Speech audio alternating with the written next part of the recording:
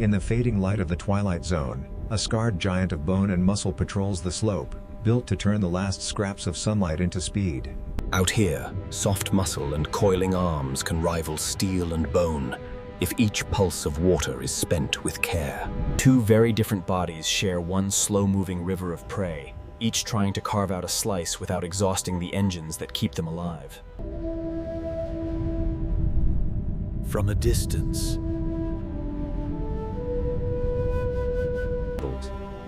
every scar on its face is a record of past misjudgments, yet the eye stays steady, always. Its arms weave a careful path through living minds, wasting nothing on collisions that give no energy back. In this twilight, speed and reach paint two different strategies on the same moving canvas of prey. Seen from the edge of the lair, their movements blur into a slow dance written by hunger and gravity. Each burst of speed is costly, so it aims for a single fish, trusting precision more than brute force. down here, stealing the scraps of another hunter's effort can be the safest way to eat. Their hunts braid together, each pass of muscle or tentacle sending smaller predators scrambling to pick over what they miss.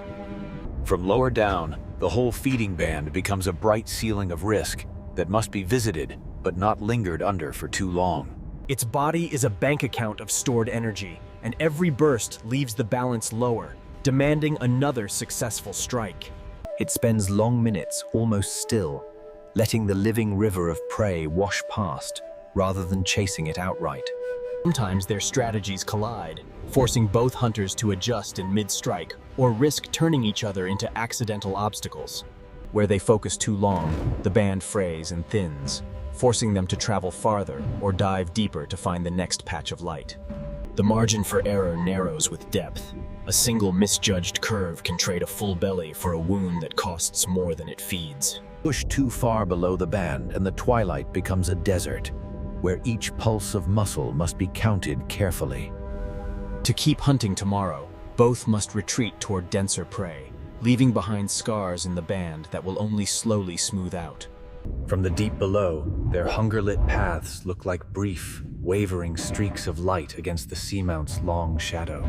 Before a new hunter appears, the first sign is often what stops, not what moved. The sudden stillness of prey that feels something larger coming.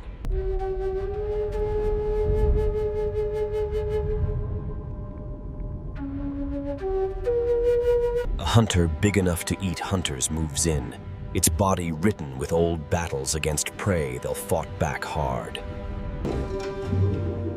For a moment, all three levels of the food web are visible at once. Each pulse feels like a hand sweeping the slope, searching for shapes that do not belong to the background rock. It trades reach for anonymity, pulling its limbs close so that to the echo above, it will look more like a lump of stone than flesh.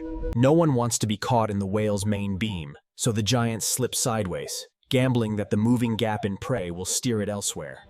Once it commits, the whale follows density, not individuals. The thickest streak of prey becomes the line it rides into the dark. In one pass, the background hum becomes a roar, and anything not wedged firmly into stone risks being peeled away with the fleeing prey. Thrown into open water, it has to decide in an instant whether to freeze like debris or sprint and risk being noticed. For a few breaths, the twilight becomes a battlefield of silhouettes, each body improvising a route that might keep it outside the widest jaws. The attack passes as a moving scar through the lair, a temporary void that will slowly heal as new schools drift in. It survived by staying close to stone, but the same shelter turned flying pebbles into blades that cut new debt into its flesh. A missing piece of reach will echo through every future hunt, forcing it to rewrite how far it dares to strike. The largest shadow has gone for now, but it leaves behind thinner schools and bodies that will tire sooner, even as hunger keeps pulling them upward. Pieces not swallowed in the main attack are claimed by smaller mouths, extending the whale's single strike into a chain of quieter meals. Healing is just another energy expense added to the ledger, one that must be paid for with many more careful, successful strikes.